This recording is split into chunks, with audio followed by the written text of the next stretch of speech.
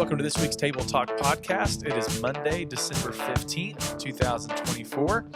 I'm Caleb, and I'm here with David. David, we are 10 days away from Christmas. 10 days away from Christmas. It's a big one. Mm-hmm. I'm really excited about it. Sunday was a great day. Yeah. And there's always like landmark things during this type of season where it's like, man, I just got to get past this thing, and then it's like, then I'm closer. And this past Sunday was one of those with the kids singing. And, Yeah, that was awesome. we do happy birthday Jesus parties and stuff like that. And for me, it was like, okay, that was a big one for me. But I know we still have another big one coming up soon, the Christmas Eve service. That's right. Yeah, Christmas Eve, Tuesday at 5 p.m. You probably want to get here early. Yep. That tends to fill up pretty fast. So come on in, get your candles, get your coffee.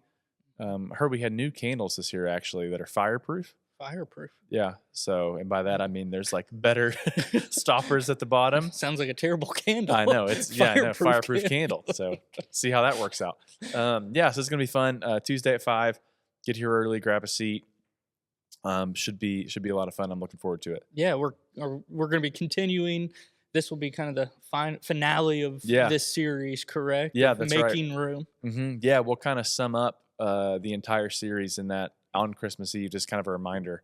And hopefully, kind of the plan is that our, again, if you listen to the podcast, you get some spoilers. That's right. The Christmas Eve worship set's going to be a little more stripped down, acoustic, just to kind of tie in with that idea of we're trying to simplify and make room, and really kind of rid ourselves of all the things that can distract us, and the things that can sometimes get in the way of us fully being able to have margin and room to encounter Jesus. So I'm looking forward to it. Yeah, and at that same Christmas, like you said, we have you get some behind the scenes. We'll be having a children's ministry video that I think is going to be really fun. Yeah. Where we interview some of the kids and stuff like that. So I think it'll be really fun, and you're not going to want to miss out on it. Yeah, it's going to be awesome. It's going to be very, very fun. Really, that's one of my favorite things we do every year. Yeah. And Christmas Eve is always, to me, it's like a solemn thing. I mean, it's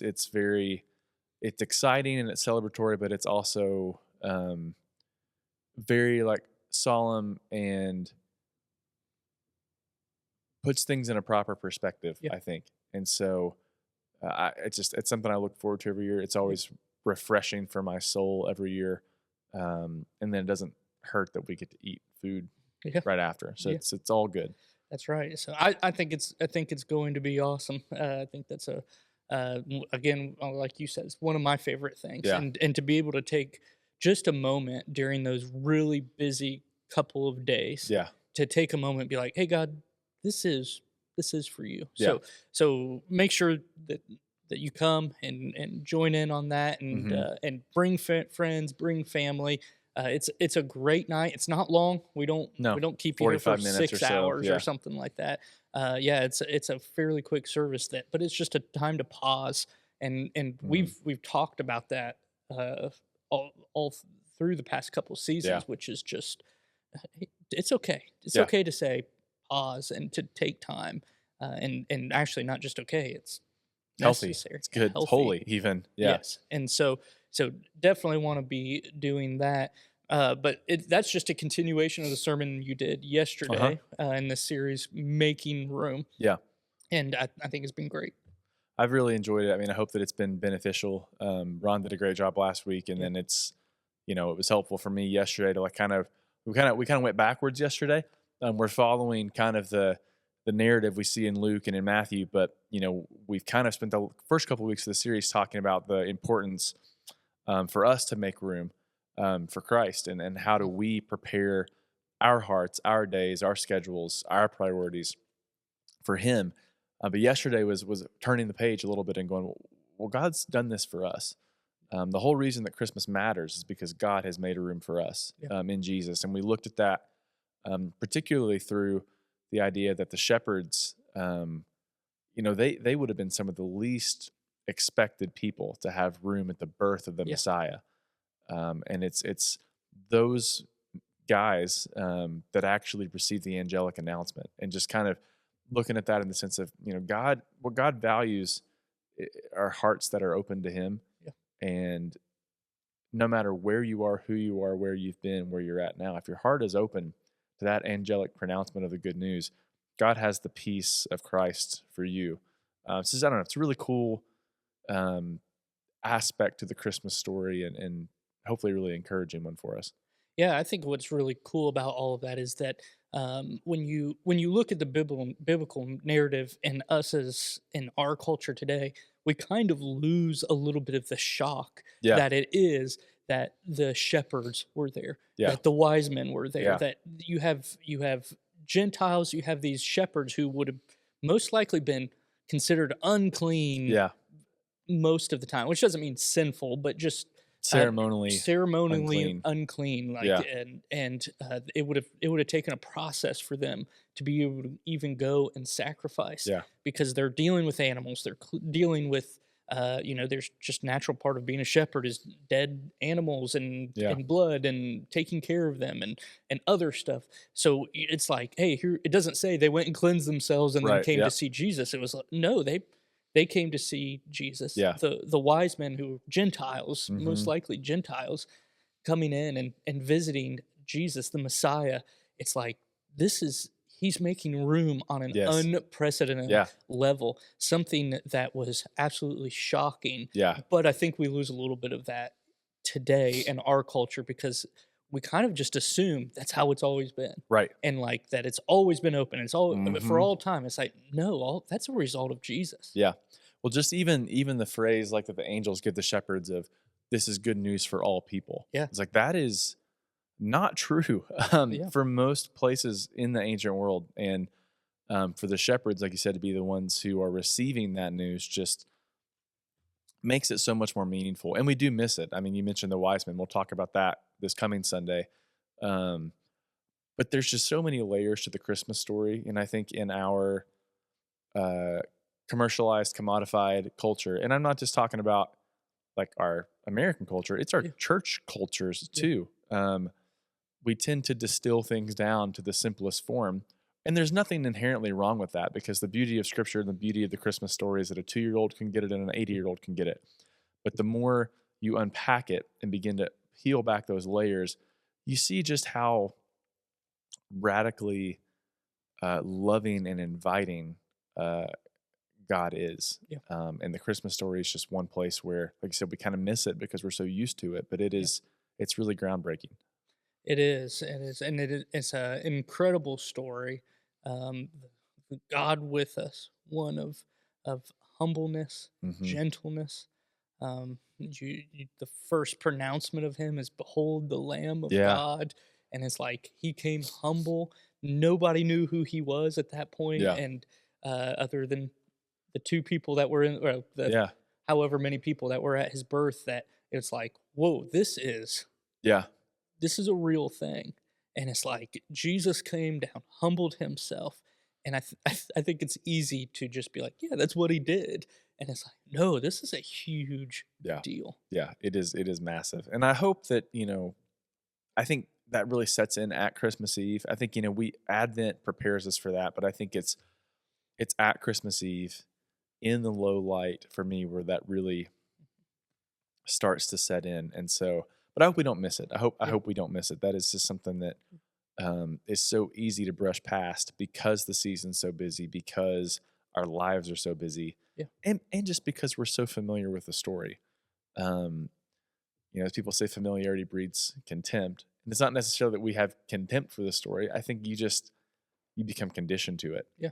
And so I hope that uh, as much as it's possible, we're protected from becoming conditioned to the Hmm. story. I hope that it's something that blows our minds and leaves us with praise, as the shepherds did. Every time we encounter it. Yeah.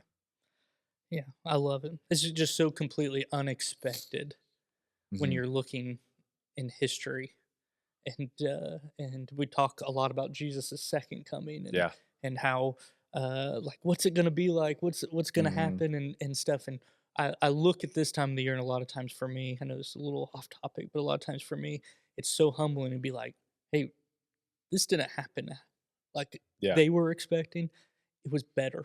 Yeah. Like, I look at the story and go, "Man, this is better than Yeah. anybody could have ever expected." Yeah. That the Messiah would come for everybody, Mm-hmm. that he would open, he would make room For for everybody. everyone. Yeah. It's so much better than we could have ever imagined, and I just can't wait for his second coming, Yeah. which is going to be better than Mm-hmm. we could ever, probably different than we Right. can imagine, and better Definitely better. than we Yeah. can imagine. Well, and the implications of this is like, I mean, we kind of got into it yesterday a little bit, but the fact that it was so widespread, the fact that it was so welcoming, the fact that there was so much room being made for everyone, I think it, for us in our culture and in our families and our workplaces or whatever, where there's often not room made for either us or other people, just the idea that God has gone to the lengths He has to make room for us, and no matter what we've done, where we've been, where we are, like there's still room made for us. It's just it's beyond kind of our wildest dreams, and Yeah. it's better than anyone could have ever hoped. Yeah, definitely. So you said Mhm. that this upcoming week we're going to be talking about the wise men, Yeah, the Magi. the Magi. So a little bit of a foreshadowing there, or Yeah, talking a little bit about what's coming. yeah. So we're going to talk about the Magi and Herod, because I think this is the week that we go beyond the birth, obviously, but this is the week to me that where I think we kind of have to put our cards on the table. Herod, there was no room in Herod's worldview.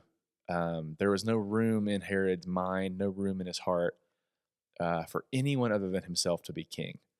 And I think that is a temptation that we all wrestle with. We may not be, the king in Judea in the first century, but we pretty much live enough comfortable, Probably better than kings. probably pampered lives now that we're all pretty much like yeah. living the lives of royalty.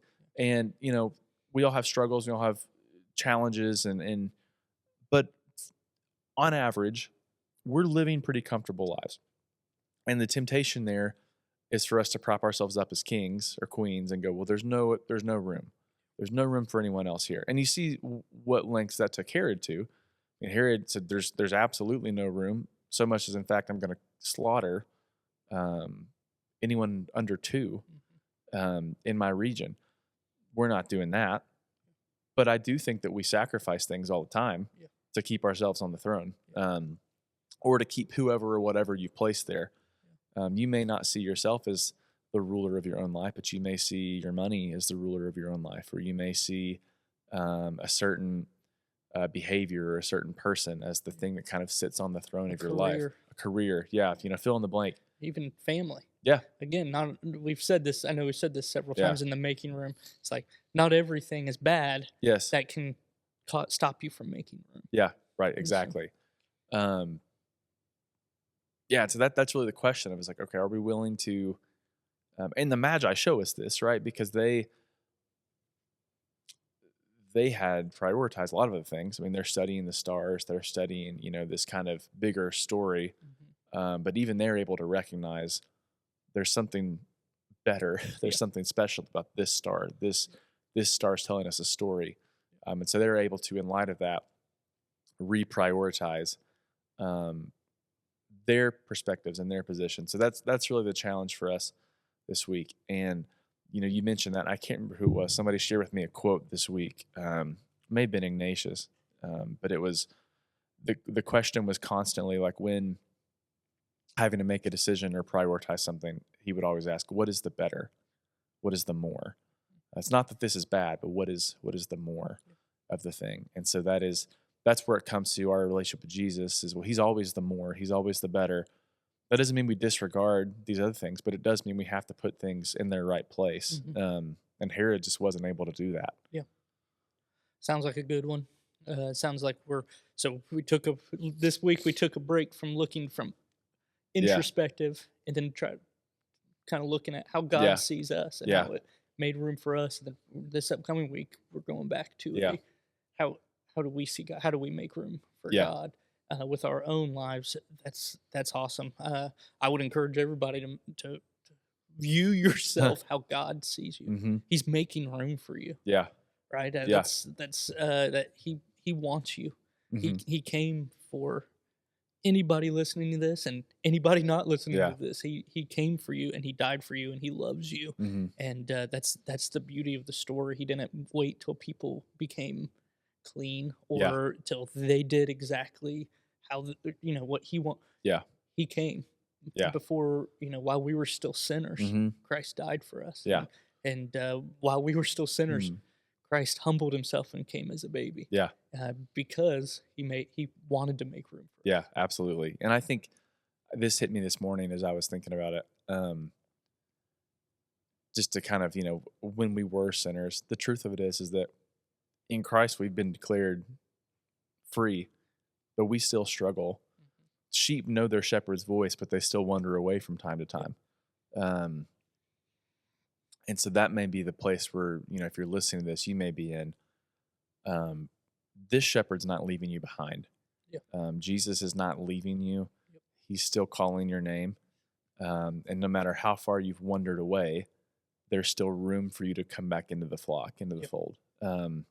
And I think that's what I love about like the sheep shepherd analogy is that, like sheep really aren't put in pens. They aren't put in, fences or gates. Like they're, for the most part, they roam and their shepherd roams with them. And I think that's such a picture of our relationship with Jesus, that it's not meant to be static and staying and, just never journeying. It's like, no, Jesus, like, let's go on a journey, but you come with me and I'll go with you. Yeah. And if you wander away, I'm coming for you. I'm not leaving you behind. And so I think there's a lot for us to learn from that. Yeah.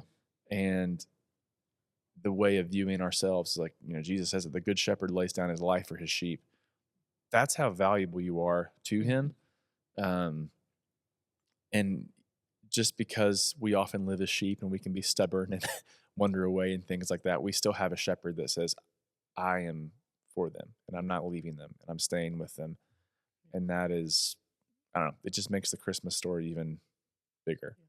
Alan always says, he preaches on Sunday mornings and stuff. He says the better way to build a flock is, and he's talking about church and community, is not to put in fences around it, but to put a well in the middle of it. Yeah. And it's because people will always come there. You got to have that living water. Yeah. Jesus says, I'm the living water. And I know we're bringing in multiple things, but like, okay. It's still true that he's the living water. He's what what we need. Yeah. And no matter where people are in their life, no matter how far away they've wandered, he'll come and get you and bring you back. If you feel like, how could I even come back? He'll come and get you. Yeah. But if you've wandered, you're like, I want to be back. Mm-hmm. He's there. The well's there. The water's still cold and good and is the right living water. Yeah. It's still there. Yeah. And it's somebody said this week, I listened to it. It was like, as soon as we take a glance as the prodigal back towards our Father's house, he runs to meet us. Yeah. We don't have to take a step, just a glance, and he runs. And I think that is it's exactly what you said. The well's there, the Father's house is there. He's always waiting to receive us back into it. We're going to get all the parables. We really are. It's what we're trying to do today. Parable Monday. Parable Monday. Yeah. I could work Skyline Chili as a parable into this. Yeah, anything. Yeah, that's right.